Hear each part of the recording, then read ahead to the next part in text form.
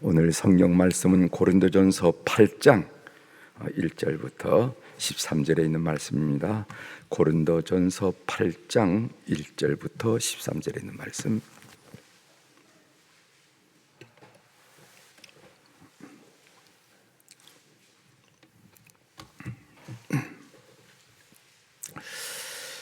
일 절부터 봉독해 드리도록 하겠습니다. 우상의 제물에 대하여는 우리가 다 지식이 있는 줄을 아나 지식은 교만하게 하며 사랑은 덕을 세우나니 만일 누구든지 무엇을 아는 줄로 생각하면 아직도 마땅히 알 것을 알지 못하는 것이요 또 누구든지 하나님을 사랑하면 그 사람은 하나님도 알아주시느니라. 그러므로 우상의 제물을 먹는 일에 대하여는 우리가 우상은 세상에 아무것도 아니며 또한 하나님은 한 분밖에 없는 줄 아노라. 비록 하늘에나 땅에나 신이라 불리는 자가 있어 많은 신과 많은 주가 있으나 그러나 우리에게는 한 하나님 곧 아버지가 계시니 만물이 그에게서 났고 우리도 그를 위하여 있고 또한 한 주 예수 그리스도께서 계시니 만물이 그로 말미암고 우리도 그로 말미암아 있느니라. 그러나 이 지식은 모든 사람에게 있는 것이 아니므로 어떤 이들은 지금까지 우상에 대한 습관이 있어 우상의 제물로 알고 먹는 거로 그들의 양심이 약하여지고 더러워지느니라. 음식은 우리를 하나님 앞에 내세우지 못하나니 우리가 먹지 않는다고 해서 더 못 사는 것도 아니고 먹는다고 해서 더 잘 사는 것도 아니니라. 그런즉 너희의 자유가 믿음이 약한 자들에게 걸려 넘어지게 하는 것이 되지 않도록 조심하라. 지식이 있는 내가 우상의 집에 앉아 먹는 것을 누구든지 보면 그 믿음이 약한 자들의 양심이 담력을 얻어 우상의 제물을 먹게 되지 않겠느냐. 그러면 내 지식으로 그 믿음이 약한 자가 멸망하나니 그는 그리스도께서 위하여 죽으신 형제라. 이같이 너희가 형제에게 죄를 지어 그 약한 양심을 상하게 하는 것이 곧 그리스도에게 죄를 지는 것이니라. 그러므로 만일 음식이 내 형제를 실족하게 한다면 나는 영원히 고기를 먹지 아니하여 내 형제를 실족하지 않게 하리라. 아멘. 13절까지 봉독해 드렸습니다.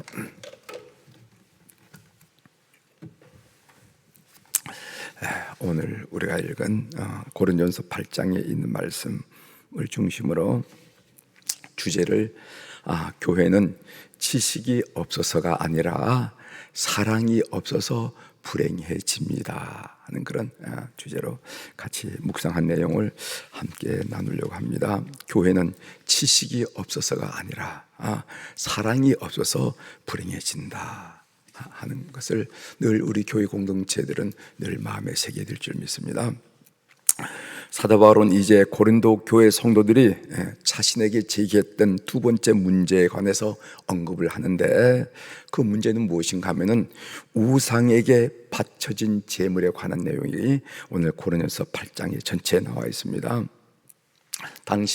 여러분 그 당시의 문화 배경을 여러분들이 먼저 이해하셔야 될 텐데 그 당시 고린도 고린도 이 도시 지역의 우리로 말하면 정육점이죠. 상점에서 팔리는 모든 고기, 거의 대부분의 고기는 이방 신전에서 희생 제물로 드렸던 고기가 시중에 쭉 시장에 팔리게 되었다는 것입니다. 그런데 그 사실을 잘 아는 고린도 교회 성도들 가운데 다음과 같은 그런 생각을 한 사람이 있었다는 겁니다. 첫 번째로는 이 고기가 부정한 음식이 아닌지 하고 의심하는 교인들이 있었다는 겁니다.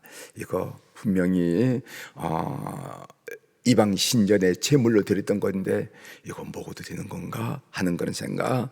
만약 그렇다면은 그 고기를 먹으면은 우리가 우상 숭배하는 일에 동참하는 죄를 짓게 되는 것이 아니겠는가 하는 그런 고민이 성도들에게 있어요. 아마 그 고민이 진했던 것 같아요. 그래서 바울 사도에게 그 문제를 제기했으니까요. 바울은 이 문제를 취급함에 있어서 지식과 사랑의 관계를 먼저 언급하는 것을 보게 됩니다. 1절 한번 보겠습니다. 1절 우상의 제물에 대하여는 우리가 다 지식이 있는 줄을 아나 지식은 교만하게 하며 사랑은 덕을 세우나니 이렇게 말했습니다. 바울은 지식을 거부하고 사랑만 강조하는 것이 아닙니다. 바른 지식이 참 중요하죠. 우리가 바른 지식을 위해서 교회에서 끊임없이 말씀을 가르치지 않습니까? 구원의 도래가 어떻게 되는지, 우리가 그리스도인으로서 어떻게 살아야 되는지, 사명은 무엇인지, 이렇게 끊임없이 또 지나면 잊어버리니까 끊임없이 가르치는 겁니다. 오늘 바울 사도는 지식을 부정하거나 지식을 거부한 것이 아니라 그리고 거부해서 사랑만 강조하는 것이 아니라, 사랑이 없는 지식은 교만으로 나아가기 쉽고 그 교만은 공동체를 해칠 위험이 다부분이 있다 하는 이야기를 지금 하는 것입니다. 그러니까 사랑이 없는 지식은 교만으로 나아가기 쉽고, 그 교만은 서로에게 상처를 줘서 그렇게 공동체를 위험에 처하게 한다는 것이죠. 그렇습니다. 교회는 지식이 없어서 불행해지는 것이 아니라 사랑이 없어서 불행해진다는 겁니다. 좋은 교회는 어떤 교회인가? 사랑으로 품어주는 교회가 좋은 교회예요. 좋은 교회. 더 많이 안다고 해서 더 잘 사는 것이 아니라 더 사랑해야만 더 잘 사는 겁니다. 여러분 꼭 기억하시길 바랍니다. 더 많이 안다고 더 잘 사는 게 아니에요. 오히려 알면서 살지 못하면 더 위선자로 드러날 뿐입니다.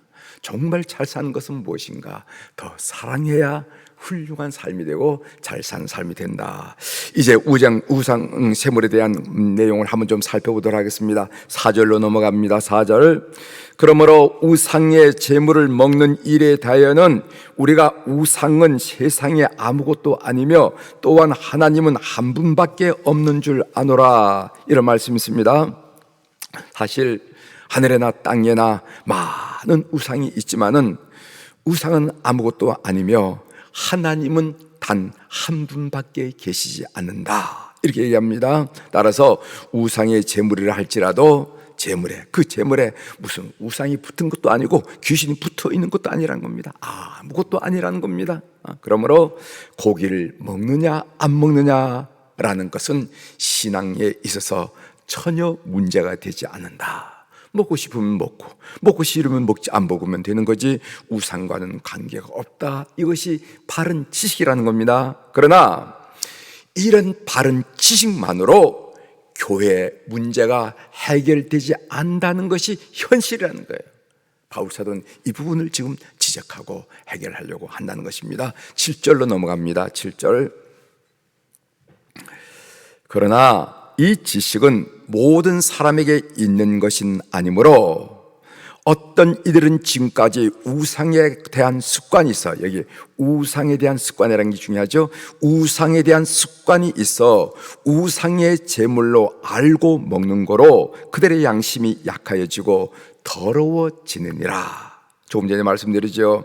이런 지식만으로 교회의 문제가 정리가 되는 것이 아니라 이런 지식이 있음에도 불구하고 그것 때문에 상처받고 힘들어하는 사람이 있다는 것이 교회의 현실이라는 겁니다. 그래서 지금 바울 사도가 7절에 그렇게 말씀하시는 거예요. 고린도 교회 성도들 가운데 하나님을 믿으면서도 지금까지 자신이 살아온 삶의 배경과 문화 때문에 우상은 절대로 존재하지 않는다는 사실을 확신하지 못하고 여전히 우상에 대한 습관이 있어서 양심의 갈등을 일으키는 사람이 있더라는 거예요. 모든 것이 오늘 바울이 얘기하는 바른 지식 때문에 그건 아무것도 아니야. 먹고 싶으면 먹고 싫으면 먹지 않으면 되는 거야. 거기에 무슨 우상이 붙어있는 것도 아니고 거기에 귀신이 붙어있는 것도 아니야. 그렇게 하면 돼. 그런데 얘기는 그렇게 하는데 그것 때문에 어린 시절부터 그런 문화와 그런 배경에 성장해온 그 믿음이 약한 사람이 그래도 아닌데 라고 생각한 사람이 있더라는 겁니다. 그래서 바울 사도는 어떻게 생각하느냐면은 우상 제물을 먹는 것은 지금 믿음이 약한 사람들의 태도죠. 우상 숭배의 죄를 지는 것이기에 양심의 가책을 느끼게 되고 그것이 반복되어서 그들의 믿음이 힘들어지더라 한 이야기를 하는 것입니다. 바울 사도는 이런 우상 제물에 대해서 이제 그 주 후반부에 보면은 세 가지 권면을 하는데, 이 세 가지 권면을 여러분들이 한번 좀 새겨보실 필요가 있습니다. 첫 번째 어떤 권면을 하는가, 이 우상 제물에 섭취하는 문제에 대해서 어떤 권면을 하는가. 첫 번째 권면은요, 음식의 섭취 여부는 우상 제물이죠. 그 음식이라는 것은 우상 제물을 말하는데, 우상 제물의 섭취 예부는 성도의 신앙을 평가하는 기준이 될 수 없다, 이렇게 얘기하는 겁니다. 그래서 8절에 보면은요, 음식은 우리를 하나님 앞에 내세우지 못하나니 우리가 먹지 않는다고 해서 더 못 사는 것도 아니고 먹는다고 해서 더 잘 사는 것도 아니라. 이 말은 무슨 말인가 하면은, 음식 자체는 신앙에 아무런 영향을 끼치지 않는 중립적인 것이라는 겁니다. 그래서 우상 제물을 먹는다고 해서 믿음이 강하고 우상 제물을 못 믿는다 해서 믿음이 약한 것이 아니라는 겁니다. 그리고 우상 제물을 먹는다고 해서 그 영혼이 더럽혀지거나, 또 우상 제물을 안 먹는다고 해서 그 영혼이 맑고 깨끗한 것도 아니라는 겁니다. 음식 자체는 가치 중립적이라는 거예요. 그는 그것으로 인해서 저 사람은 저런 음식도 먹네, 그렇다고 믿음이 강한 것도 아니고, 먹네 하기 때문에 그 영혼이 더럽은 것도 아니고, 안 먹네 하기 때문에 믿음이 약한 것도 아니고, 안 먹기 때문에 그 영혼이 아주 순수하고 맑은 것은 아니라는 거예요. 음식은 가치 중립적이야. 이 얘기를 뭐냐 하는 겁니다. 둘째는 믿음이 강한 성도들의 권리로 인해서 믿음이 약한 성도들의 믿음이 약한 성도들이 상처를 받거나 걸려 넘어지게 해서는 안 된다는 겁니다. 그래서 그 말씀이 9절에 나오거든요. 9절 한번 보십시오. 그런즉 너희의 자유가, 이 너희 자유란 말이 너희의 권리라 하는 말이나 마찬가지입니다. 너희의 권리가 믿음이 약한 자들에게 걸려 넘어지게 하는 것이 되지 않도록 조심하라, 이렇게 했어요. 그래서 여러분, 교회 나오면은 권리 포기라는 말을 많이 듣습니다. 권리 포기. 이건 내가 한 인간으로, 아니면 성도로서 마땅히 해도 누가 뭐라고 그러지 않아. 그건 당신의 권리야, 우리의 권리야. 그렇지만은 그 권리가 포기되어야 할 때가 있다는 겁니다. 왜? 이 내 권리 행사로 인해서 내 자유로 말미암아 믿음이 약한 사람들에게 걸려 내어무지거나 상처가 될 수 있기 때문에 그 자유, 그 권리를 포기해야 될 그런 입장이 있다는, 이거 지금 얘기하는 겁니다. 믿음이 강한 성도들의 권리로 인해서 믿음이 약한 성도들이 상처를 받거나 걸려 넘어지게 해서는 안 된다, 이렇게 합니다. 세 번째 가르침은 이것입니다. 믿음이 약한 지체를 배려하지 않은 것은 그리스도께 죄를 지는 것이라 하고 바울 사도께서 더 깊이 단호하게 말씀하는 것을 보게 됩니다. 뭐 어때? 내가 사는데. 그래서 믿음이 약한 자를 그 마음속에 배려하지 않은 것은, 그것은 그리스도께 죄를 지는 것이다. 12절 보겠습니다. 12절. 이같이 너희가 형제에게 죄를 지어 그 약한 양심을 상하게 하는 것이 곧 그리스도에게 죄를 지는 것이라. 그리스도에게 죄를 짓는다 하는 말은 그를 위해서 죽으신 그리스도께, 그 영혼을 위해서, 그 생명을 위해서, 그 생명을 구원하기 위해서 죽으신 그리스도에게 못할 짓을 한 것이나 마찬가지라, 이렇게 설명합니다. 그래서 바울은 이렇게 고백하잖아요. 이렇게 선포하는데, 그것이 13절 그 유명한 말씀입니다. 제가 한번 읽어드리겠습니다. 그러므로 만일 음식이 내 형제를 실족하게 한다면, 넘어지게 한다면 나는 영원히 고기를 먹지 아니하여, 고기 가까이도 가지 않겠다, 이 말이지. 그 바울 사도가 고기를 먹는 모습을 보고 믿음이 약한 사람이 상처를 받거나 믿음이 흔들리거나 믿음이 어려워지게 한다면은, 그 믿음을 위해서 나는 영원히 고기를 먹지 아니하여 내 형제를 실족하지 않게 하리라, 이렇게 얘기했어요. 여러분, 이런 태도가 중요합니다. 그래서 교회는 지식이 없어서가 아니라 사랑이 없어서 불행해진다.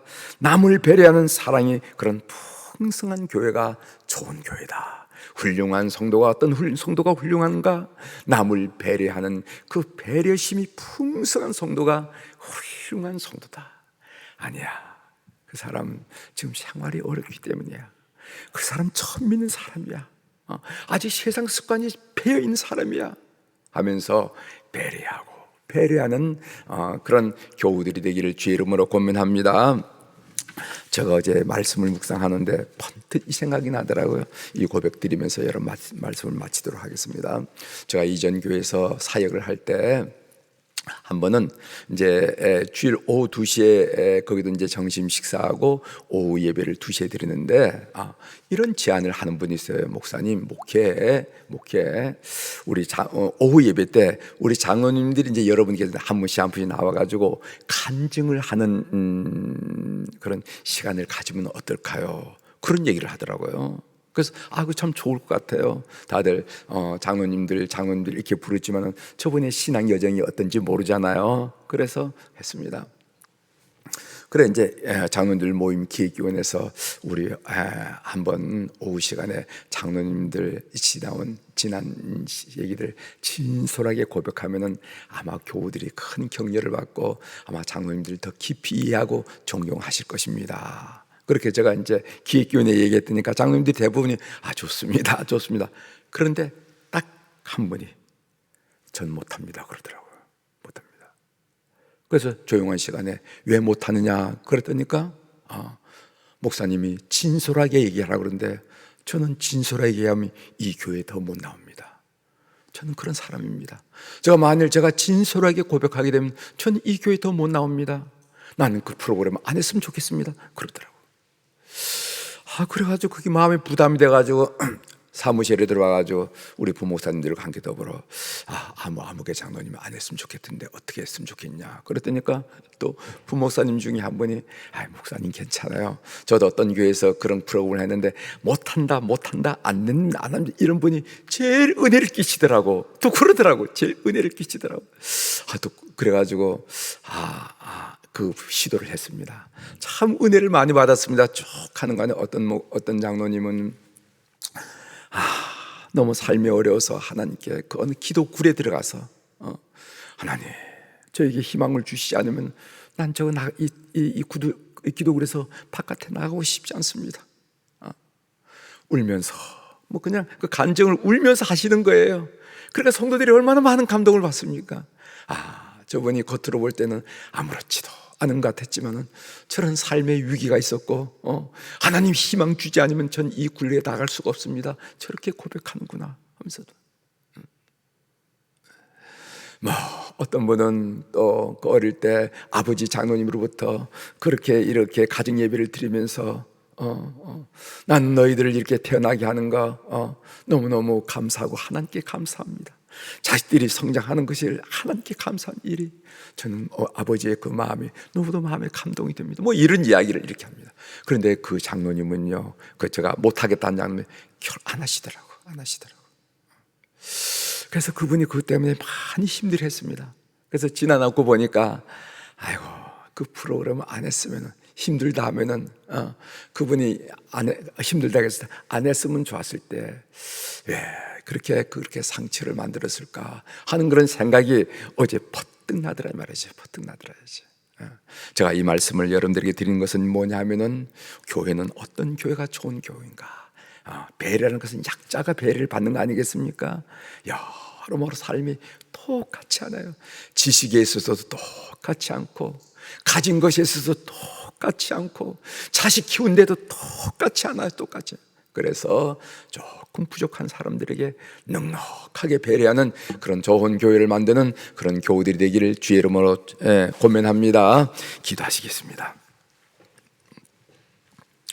하나님 아버지, 오늘 바울 사도께서는 신전에 올려진 희생 제물에 대한 말씀을 나눴지만은 사실 믿음이 약한 자를 배려한다는 것은 교회 공동체에서 여러 영역에서 굉장히 중요하다는 것을 오늘 우리들이 깨닫게 됩니다. 하나님, 배려한다는 것은 가진 자가 그보다 못한 자에게, 있는 자가 그보다 못한 자에게, 배운 자가 그보다 못한 자에게, 신앙이 경력이 있는 사람이 그보다 못한 자에게 베푸는 태도인데, 하나님 그런 배려가 풍성한 교회가 되어서 모든 사람이 기쁨을 느끼고 사랑을 느끼며 은혜를 느끼면서 신앙생활을 하는 그런 우리 공동체가 될 수 있도록 주께서 역사하여 주시옵소서.